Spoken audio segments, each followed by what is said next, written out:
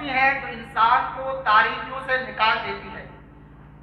علم ایک ایسی چیز ہے، علم ایک ایسی اللہ کی نعمت اور دولت ہے کہ جو انسان کو معرفت الہی کرا دیتی ہے۔ علم وہ چیز ہے کہ جس کے ذریعے سے انسان اپنے خالق حقیقی کو جان جاتا ہے۔ علم ہی کے ذریعے انسان اپنے مالک حقیقی کو جان جاتا ہے، اور علم ہی کے ذریعے سے انسان اپنے رازق حقیقی کی معرفت اور اس کی معرفت انسان کو حاصل ہو جاتی ہے۔ غرض یہ ہے کہ علم کے ذریعے سے انسان آپس کے ایک دوسرے کے حقوق بھی پہچانتا ہے، اور علم ہی کے ذریعے سے انسان زندگی گزارنے کا سلیقہ پہچانتا ہے۔ علم بہت اہم چیز ہے۔ اگر آپ یہ کہیں کہ علم نہیں ہے تو انسان دنیا کے اندر صحیح طور پر زندگی نہیں گزار سکتا، کیونکہ علم ایک ایسی روشنی ہے کہ جس کے ذریعے سے انسان اندھیریوں سے تاریکیوں سے اجالے کی طرف چلا آتا ہے۔ آپ کو معلوم ہے علم کی اہمیت کیا ہے؟ تو آئیے میں سب سے پہلے آپ کو علم کی اہمیت بتانے کے لیے ایک بات بتانا چاہوں گا، اور وہ بات جب میں آپ کے سامنے رکھوں گا تو آپ کو خود اندازہ ہو جائے گا کہ علم کی اہمیت کیا ہے۔ علم کی اہمیت اتنی زیادہ ہے کہ اللہ تعالیٰ نے اپنی مقدس کتاب قرآن مجید کی جب ابتدا فرمائی تو اسی علم کے ذریعے سے ابتدا فرمائی۔ ارشاد ہوا اقرأ بسم ربک الذی خلق، اے محبوب اپنے اس رب کے نام سے پڑھیے جس نے تمہیں پیدا کیا، جس نے انسان کو پیدا کیا۔ تو معلوم یہ ہوا کہ قرآن کی جو ابتدا ہوئی، اسلام کا جو پہلا حکم نازل فرمایا اللہ نے، وہ علم کے ذریعے نازل فرمایا۔ بے شک حق ہے، سبحان اللہ۔ اسلام کا جو پہلا نقطۂ نظر اور جو اللہ نے پہلا حکم قرآن میں نازل فرمایا وہ کیا ہے؟ اقرا، پڑھیے۔ لیکن آج ہم اپنے معاشرے پر، اپنی سوسائٹی میں اگر ہم غور کرتے ہیں تو آج ہم کسی علم سے بہت دور بھاگ رہے ہیں۔ ایک تحقیق کے مطابق، ایک ریسرچ کے مطابق یہ بات ظاہر اور واضح ہوئی ہے کہ آج کی تاریخ میں پوری دنیا کے اندر اگر سب سے زیادہ جاہل کوئی قوم ہے تو وہ قوم مسلم ہے۔ بات سچ ہے، اگرچہ کڑوی ہے۔ آج قوم مسلم اس علم سے بہت دور بھاگ رہی ہے۔ اس کی وجہ کیا ہے؟ سب سے پہلے میں آپ کو اور علم کی فضیلت بتانا چاہوں گا۔ قرآن پاک کے اندر اللہ تعالیٰ نے وہ لوگ کے جو اہل علم ہیں اور وہ لوگ کہ جنہیں علم نہیں ہے، ان دونوں کے درمیان میں اللہ نے تفریق فرما دی، دونوں کے درمیان میں اللہ نے فرق فرما دیا۔ آئیے قرآن پاک کی آیت کریمہ سنتے ہیں۔ اللہ تعالیٰ نے قرآن میں ارشاد فرمایا قل هل يستوي الذين يعلمون والذين لا يعلمون، اے محبوب تم فرما دو کہ کیا وہ لوگ برابر ہو سکتے ہیں کہ جو علم والے ہیں اور جو انجان لوگ ہیں جن کے پاس علم نہیں ہے، کیا یہ لوگ برابر ہو سکتے ہیں؟ نہیں ہو سکتے۔ کیوں نہیں ہو سکتے؟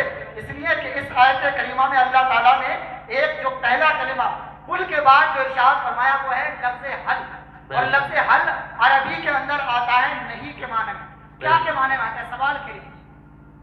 اور یہاں فرمایا گیا قل هل يستوي الذين يعلمون والذين لا يعلمون، اور یہاں جو سوال ہو رہا ہے، استفہام جو ہو رہا ہے، جو پوچھا جا رہا ہے، اس استفہام کو عربی زبان کے اندر، عربی لینگویج کے اندر اس استفہام کو استفہام انکاری کہا جاتا ہے۔ یعنی جس بات کا انکار کر دیا جائے، جس سوال کا انکار کر دیا جائے، جیسے میں یہ کہوں یہ مسجد ہے اور میں یہ کہنے لگوں کیا یہ مدرسہ ہے، تو آپ فوراً جواب دیں گے نہیں یہ مدرسہ نہیں ہے بلکہ یہ مسجد ہے۔ اسی طرح سے اللہ تعالیٰ نے جو یہ فرمایا قل هل يستوي الذين يعلمون والذين لا يعلمون، کیا علم والے اور جن کے پاس علم نہیں ہے کیا وہ برابر ہو سکتے ہیں؟ نہیں ہو سکتے۔ کیوں نہیں ہو سکتے؟ اس لیے کہ اللہ تعالیٰ نے یہاں جو استفہام فرمایا، جو سوال کیا، وہ انکار کا سوال ہے، یعنی برابر نہیں ہو سکتے۔ اب علم والوں کے لیے کیا فضیلتیں ہیں؟ برابر کیوں نہیں ہو سکتے؟ اس کی وجہ کیا ہے؟ تو اللہ قرآن میں فرماتا ہے یرفع اللہ الذین آمنوا منکم والذین اوتوا العلم درجات، کہ اللہ تعالیٰ نے ایمان والوں کو درجے، اللہ تعالیٰ نے ایمان والوں کو بلندیاں عطا فرمائی، ایمان والوں کو بلندیاں عطا فرمائی، اور اس کے بعد ارشاد فرمایا کہ ایمان والوں کو اللہ نے بلندیاں عطا فرمائی، لیکن ایمان والوں کے ساتھ ساتھ جو علم والے ہیں اللہ تعالیٰ نے ان سے کئی زیادہ درجے بلندیاں عطا فرمائی۔ تو علم والے اور جو علم والے نہیں ہیں وہ آپس میں برابر ہرگز نہیں۔ اور آپ کو معلوم ہے علم ایک ایسی شے ہے کہ جس کے ذریعے سے انسان کو بلکہ پوری انسانیت کو اللہ تعالیٰ نے جو سب سے پہلا شرف اور مکان اور منزلت اور رفعت اور بلندی عطا فرمائی وہ کوئی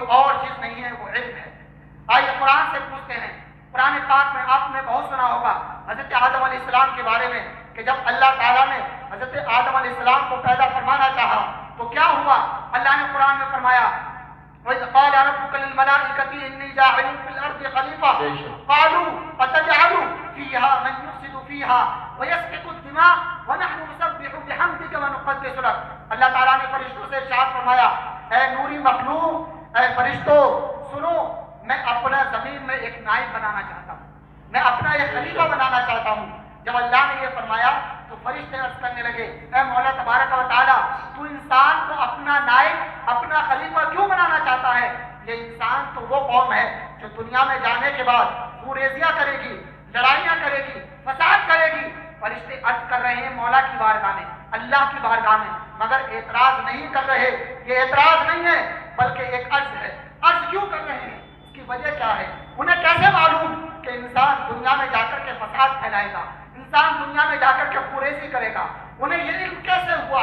ابھی تو انسان دنیا میں آیا بھی نہیں ہے۔ حضرات، آپ کے سامنے حضرت علامہ مولانا مفتی تقی احمد صاحب قلعہ تشریف فرما ہیں۔ آپ حضرت کا دیدار کرتے رہیں اور حضرت کا حکم مانتے ہوئے میں کچھ دیر اور آپ کے سامنے گفتگو کروں گا، کیونکہ آپ کو خصوصی خطاب حضرت کا ہی سننا ہے۔ میں کچھ دیر آپ کے سامنے انشاءاللہ گفتگو کروں گا، اس کے بعد حضرت اپنا خطاب فرمائیں گے۔ ایک مرتبہ درود پاک پڑھی اللہم صلی علی سیدنا مولانا محمد وسلم صلو علیہ صلاۃ و سلام علیک یا رسول اللہ صلی اللہ تعالی علیہ وسلم۔ تو میں عرض کر رہا تھا کہ اللہ تعالیٰ نے حضرت آدم علیہ السلام کو جب پیدا فرمانا چاہا تو فرشتوں سے ارشاد فرمایا اے فرشتوں، میں اپنا زمین میں ایک نائب اور خلیفہ بنانا چاہتا ہوں۔ فرشتوں نے عرض کیا قالوا اتجعل فیہا من یفسد فیہا ویسفک الدماء ونحن نسبح بحمدک ونقدس لک۔ اے مولا تبارک و تعالی، تو زمین میں اس کو اپنا خلیفہ بنائے گا کہ جو زمین میں جانے کے بعد فساد پھیلائے گا، جو زمین میں جا کر کے خوریزی کرے گا۔ مولا ہم تیری تسبیح بیان کرتے ہیں، ہم تیری پاکی بیان کرتے ہیں۔ ان کے کہنے کا مقصد یہ تھا اے مولا تبارک و تعالی، تو زمین میں انسان کو خلیفہ بنانا چاہتا ہے، ہمیں خلیفہ کیوں نہ بناتا؟ ہم تو تیری تسبیح بیان کرتے ہیں، تیری پاکی بیان کرتے ہیں، اور یہ انسان تو دنیا میں جا کر کے خوریزی کرے گا، دنیا میں جا کر کے فساد پھیلائے گا۔ اب سوال یہ پیدا ہوا کہ فرشتوں کو انسان کے دنیا میں آنے سے پہلے یہ علم کیسے ہوا کہ انسان دنیا میں جا کر کے خوریزی کرے گا، انسان دنیا میں آ کر کے فساد پھیلائے گا؟ تو یاد رکھیے، مفسرین فرماتے ہیں اس کی دو وجوہات ہیں۔ پہلی وجہ تو یہ ہے کہ اللہ تعالیٰ نے فرشتوں کو یہ توفیق عطا فرمائی اور ان کو اس بات کی اجازت عطا فرمائی کہ انہوں نے لوح محفوظ پر یہ بات پڑھ لی تھی کہ انسان جب دنیا میں جائے گا تو خوریزی کرے گا، فساد پھیلائے گا۔ اس کی بنیاد پر فرشتوں نے بارگاہ الہی میں یہ بات عرض کی تھی۔ اور دوسری جو وجہ مفسرین نے لکھی ہے وہ یہ وجہ لکھی ہے، مفسرین فرماتے ہیں کہ اس کی وجہ یہ ہے کہ فرشتوں نے انسان سے پہلے جنات کو دیکھا تھا، کیونکہ جنات جب دنیا میں آئے تو انہوں نے خوریزی کری، فساد پھیلایا، لڑائی جھگڑے کیے، تو انہوں نے سوچا کہ انسان جنات کی طرح ہوں گے۔ تو جس طرح جنات نے دنیا میں آ کر کے فساد پھیلایا، خوریزیاں کی، اسی طرح انسان بھی دنیا میں جا کر کے یہی کرے گا۔ لیکن انہیں معلوم نہیں تھا کہ انسانوں میں کچھ ایسے بھی انسان ہیں جن کے بارے میں اللہ نے یہ بھی فرما دیا وَمَا أَرْسَلْنَاكَ إِلَّا رَحْمَةً لِّلْعَالَمِينَ۔ اے محبوب، ہم نے تمہیں سارے عالم کے لیے رحمت بنا کر بھیجا۔ اور انہیں یہ خبر نہ تھی کہ انسانوں میں ایسے بھی انسان ہیں جن کے بارے میں اللہ نے فرمایا اِنَّا أَرْسَلْنَاكَ شَاهِدًا وَمُبَشِّرًا وَنَذِيرًا۔ اے محبوب، ہم نے تمہیں گواہ بنا کر بھیجا، ہم نے تمہیں خوشخبری سنانے والا بنا کر بھیجا، ہم نے تمہیں ڈرانے والا بنا کر بھیجا۔ اور انہیں یہ بھی نہیں معلوم تھا کہ انہی انسانوں میں ایسے بھی لوگ ہوں گے جو کربلا کے تپتے ہوئے لال زار میں صرف اسلام کی خاطر اپنا پورا خاندان قربان کر دیں گے، چھوٹے چھوٹے بچے بھی اپنے قربان کر دیں گے، مگر اسلام کی لاج رکھیں گے اور اسلام کی ذات پر ایک آنچ نہیں آنے دیں گے۔ بہرحال جب فرشتوں نے یہ عرض کیا تو اللہ تعالیٰ نے ارشاد فرمایا انی اعلم ما لا تعلمون۔ اے فرشتوں، میں وہ جانتا ہوں جو تم نہیں جانتے۔ اور اس کے بعد کیا ہوا؟ وعلم آدم الاسماء كلها۔ پھر اللہ تعالیٰ نے حضرت آدم علیہ السلام کو تمام نام سکھا دیے، تمام چیزوں کے نام سکھا دیے، چاہے وہ آج جو جدید ٹیکنالوجی کی چیزیں جو آج ہمارے سامنے موجود ہے، جیسے مائک ہے، فریج ہے، واشنگ مشین ہے، موبائل فون ہے، خرچ کے کائنات کے اندر جتنی چیزیں اب تک ہوئی اور قیامت تک جتنی چیزیں ہونے والی ہیں، ان تمام چیزوں کے نام اللہ تعالیٰ نے حضرت آدم علیہ السلام کو بتا دیے۔ رسالت نعرہ غوثیت مسلک اعلیٰ حضرت قاری جمشید احمد صاحب قبلہ اشرفی علماء اہل سنت قاری جمشید صاحب قبلہ۔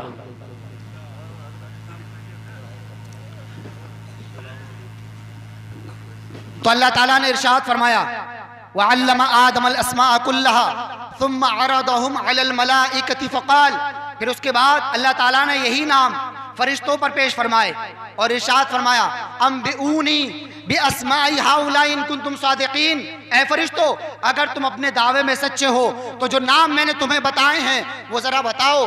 تو فرشتے کہنے لگے قالوا سبحانک لا علم لنا الا ما علمتنا انک انت العلیم الحکیم، اے باری تبارک و تعالی، اے مولا تبارک و تعالی، ہمیں کچھ نہیں معلوم، ہم کچھ نہیں جانتے، جو کچھ تو نے ہمیں عطا فرمایا، جو علم تو نے ہمیں دیا ہمیں صرف اس کی خبر ہے، اس کے علاوہ ہم کچھ نہیں جانتے۔ تو یہاں پر جو اللہ تعالیٰ نے انسانیت کو، انسانیت کے باپ حضرت آدم علیہ السلام کو جو سب سے پہلا مرتبہ اور شرف اور منزلت عطا فرمائی وہ علم کے ذریعے عطا فرمائی۔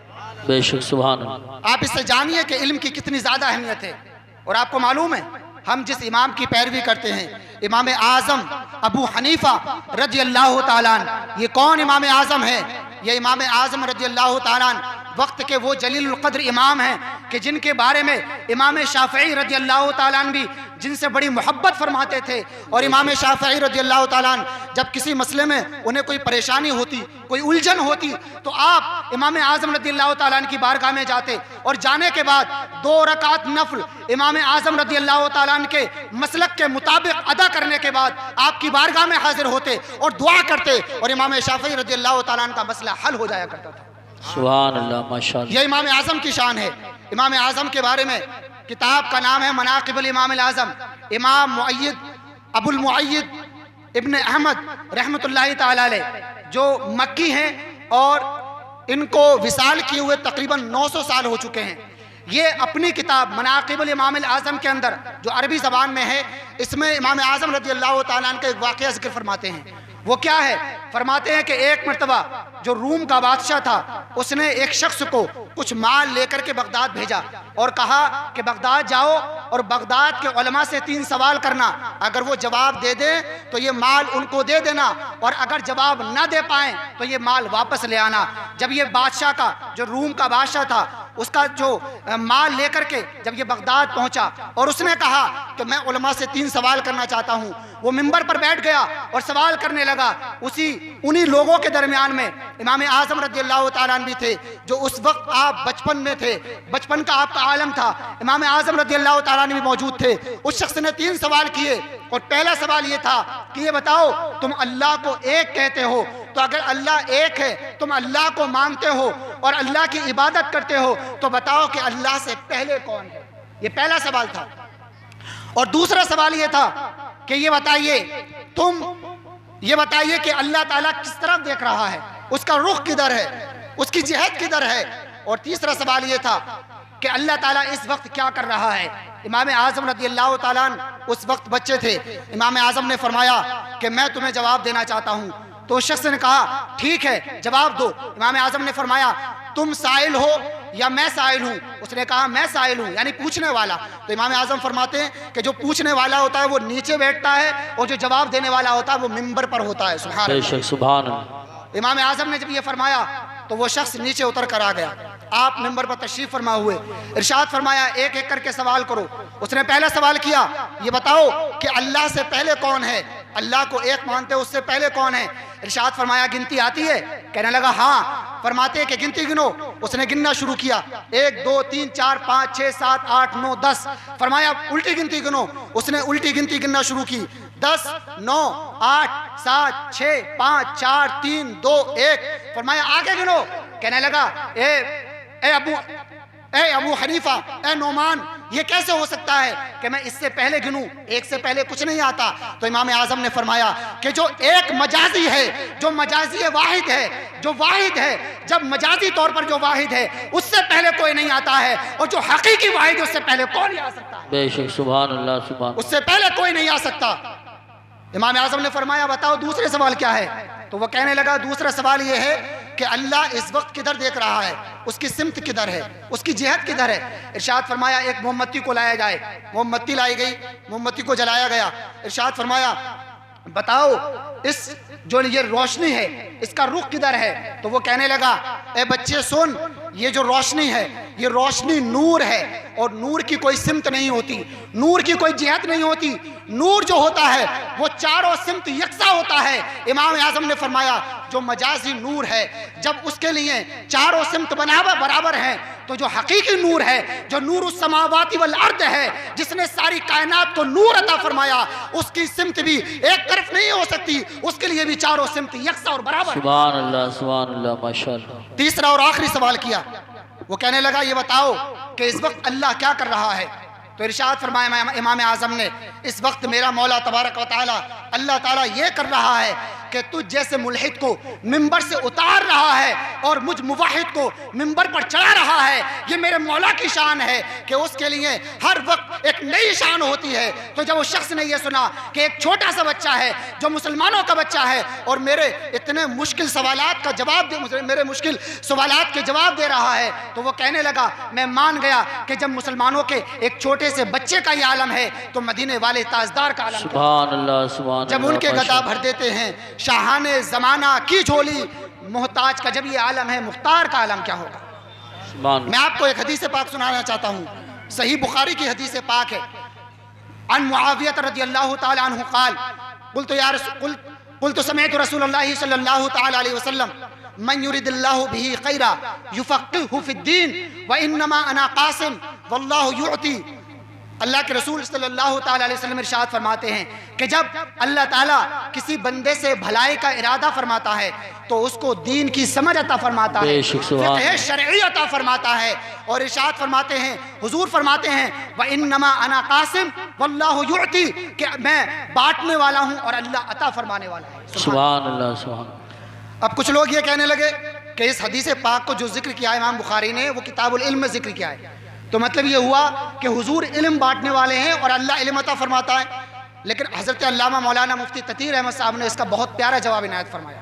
آپ فرماتے ہیں کہ سنو، اگر تم یہ کہتے ہو کہ اس حدیث کا مطلب یہ ہے کہ حضور صلی اللہ علیہ وسلم علم بانٹنے والے ہیں اور اللہ انہیں علم عطا فرماتا ہے، تو پھر یہ بھی ماننا پڑے گا کہ نعوذ باللہ اللہ بھی صرف علم عطا فرماتا ہے، جبکہ اللہ تو سب کچھ دینے والا ہے۔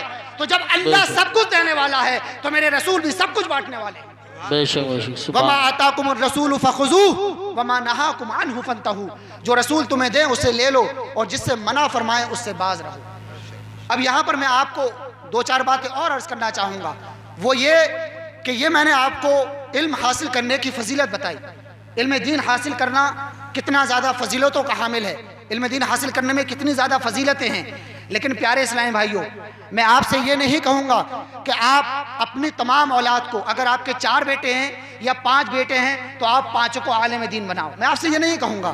میں آپ سے یہ کہوں گا کہ اگر آپ 5 کو عالم بنائیں تو بڑی اچھی بات ہے، سبحان اللہ، لیکن اگر آپ یہ نہیں کر سکتے تو کم از کم ایک بیٹے کو عالم ضرور بنائیں، ایک بیٹے کو شریعت کا علم ضرور دیں، اور اس کے بعد جتنے بھی آپ کے بیٹے ہیں آپ جو چاہیں ان کو تعلیم دیں، چاہیں آپ ان کو ڈاکٹرز بنائیں، چاہیں انجینئرز بنائیں، چاہیں سائنٹسٹ بنائیں، جو آپ کا دل چاہے وہ آپ تعلیم دلائیں۔ لیکن میں آپ سے ایک بات عرض کرنا چاہوں گا، وہ یہ کہ جب آپ ان کو عصری علوم سے آپ آراستہ و پیراستہ کرنا چاہتے ہیں تو اس سے پہلے آپ انہیں دینی علوم اور دینی سمجھ اور دینی مسائل انہیں سکھائیے، کیونکہ اگر آپ دینی مسائل اور دینی سمجھ اور دین کی نالج انہیں نہیں دیں گے تو پھر یہی ہوگا کہ وہ تمہارے مذہب تمہارے اسلام پر اعتراض کرتے ہوئے نظر آئیں گے۔ اور یہ ماحول آج ہمارے معاشرے کے اندر ہو چکا ہے۔ ہمارے معاشرے میں جو ہمارے معاشرے کے بچے نوجوان جو کالجز اور اسکول یونیورسٹیز وغیرہ میں جو پڑھتے ہیں وہ آج اسلام پر اعتراض کرتے نظر آتے ہیں۔ وہ کہتے ہیں کہ اسلام جو ہے جنگ اور لڑائی کے لیے آیا ہے، اسلام جنگ کا حکم دیتا ہے۔ میں ان سے کہنا چاہوں گا جو لوگ اسلام اور قرآن کے بارے میں یہ کہتے ہیں کہ قرآن اور اسلام جنگ کی دعوت دینا چاہتا ہے، حقیقت یہ ہے کہ تم نے قرآن کو صحیح سے پڑھا ہی نہیں۔ اگر تم نے قرآن پڑھا ہوتا تو یہ بات ہرگز نہ کہتے۔ آؤ میں تمہیں قرآن کے بارے میں بتانا چاہوں گا۔ قرآن نے فرمایا وَقَاتِلُوا فِي سَبِيلِ اللَّهِ الَّذِينَ يُقَاتِلُونَكُمْ وَلَا تَعْتَدُوا، قرآن فرماتا ہے اے مسلمانوں، اے مومنوں، اے مسلمانوں سنو، ان لوگوں سے قتال کرو، ان لوگوں سے جنگ کرو جو تم سے لڑ رہے ہیں، توجہ ہے، جو تم سے لڑ رہے ہیں، تو قرآن نے یہ نہیں کہا کہ تم خود کرو، بلکہ جو تم سے لڑ رہے ہیں تو ڈیفینس کے لیے، ان سے اپنا دفاع کرنے کے لیے، ان سے اپنا بچاؤ کرنے کے لیے قرآن نے حکم دیا کہ اب تم ان سے لڑو۔